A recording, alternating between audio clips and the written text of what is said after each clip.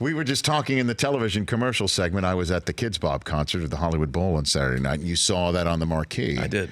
And I didn't think that I would be explaining to you what Kids Bop actually was. Well, here we are. But maybe you're just trying to pick up on some stuff for your future live. I think I endeavors. want my shows to be a little bit more inclusive, and so I think Kids Bop's the right way. Here's what: would you, or have you? Let's put it that way. Have you ever ended your concert by firing out of some sort of cannon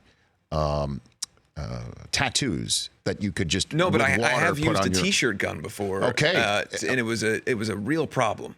We were playing. It was a festival in Las Vegas, and we bought a T-shirt gun, and I thought this would be a great idea. Right. And so we loaded T-shirts in, and I didn't realize the power that a T-shirt gun has at a range that would say be this close. And yes. So I held it and I aimed it at the crowd, and it was down at the barricade, and it's a festival stage, so it's not that far. Okay. But it was a distance that I thought, okay, this will be fine. It's a T-shirt. Yes. And it pelted a person right in the head. Oh my gosh.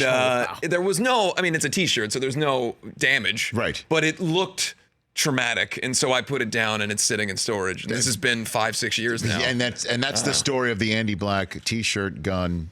It was a one and done situation. Yeah, and it, never to be touched again. It's too dangerous. I don't need that kind of power. So you put one of your fans into concussion protocol? Is that what you're saying? It was stronger than Andy Dalton's arm, and that's how we get back to full circle. Yeah. Okay, so you're originally from Cincinnati, Ohio. That's your hometown? Yes, sir. Born and raised Cincinnati, Born and raised, Ohio? West Side. Okay. The west side of Ohio. I like to specify because the east side is where the fancy folks are from. Okay. I'm from the salt of the earth down by the riverside. Okay. Yeah. And that's where you're a Bengals fan right off the bat? Pete Rose grew up very close to where I'm from, like the same neighborhood that I grew up in. Okay. So, yeah.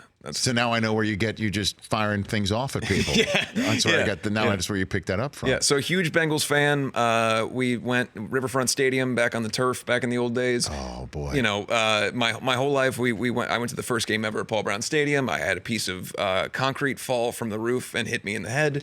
It's a terrible stadium. I don't know if you've ever been. What are you talking about? I've been, but I didn't know that it was a hard hat area for the fans. There could get concrete fall on you at any time there. That actually happened, huh, for you? It did. My dad wrote the score of the game we lost to the Browns in a preseason game. My dad wrote the score. I still have the piece of concrete. Yeah. So your dad wrote the score of the preseason game. Yeah, for me, onto the piece of concrete that fell on your head. I don't know. We talked about. I'm a Bengals fan. We don't get joy. So you get. You get things like concrete falling and then a memory of it, and that's about it. See, now, so your dad didn't think of suing Paul Brown or anything like that? Because I mean, that's a big, fat, rich target. Right, I suppose there, so. Yeah. Okay, we just moved on. Yeah. What do you think of your Bengals currently right now? Are you locked in on them right now, or what? My biggest hope is that I say every year 7-9 or 9-7. I want a 9-7 season just because the joy. I have almost no expectations, and that's really a sad place to be as a fan. Yes, is to hope for mediocrity. Yes, because at least you'll enjoy the season.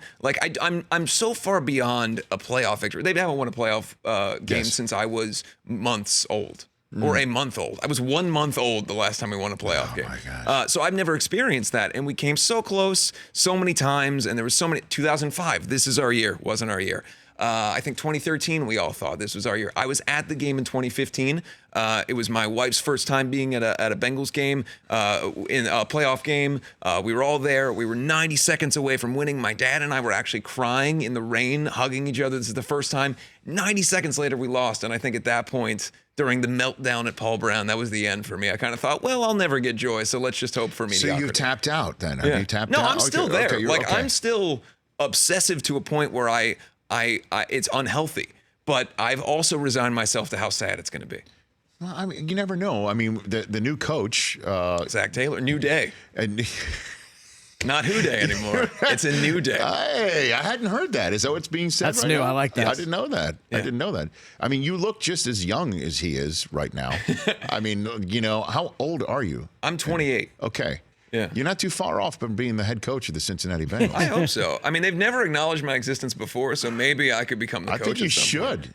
Yeah. Are you an offensive guru, defensive guru? What would you be, Andy? I am neither. So I don't have a skill set. I won an offensive lineman of the camp award when I was 8 or 9. Okay. So I suppose I'd be real big on the offensive line. As you can see, I don't look like an offensive lineman. No, you're slot. You look more of a slot receiver. Yeah. With neck tattoos. Sure. Yes. You know, and no muscle at all. So it's just.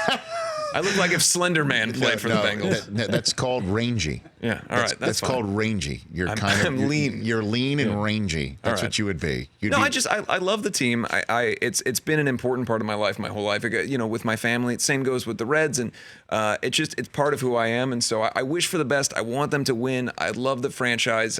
I know that they're a team that. Many say they don't prioritize winning. And so it's difficult as a fan to try to get behind a team that doesn't do a lot to make you excited. So I'm hoping that maybe this year we can recapture at least something and have an exciting year. For more of The Rich Eisen Show, tune to Audience Channel 239 on DirecTV for free on BR Live or download The Rich Eisen Show app.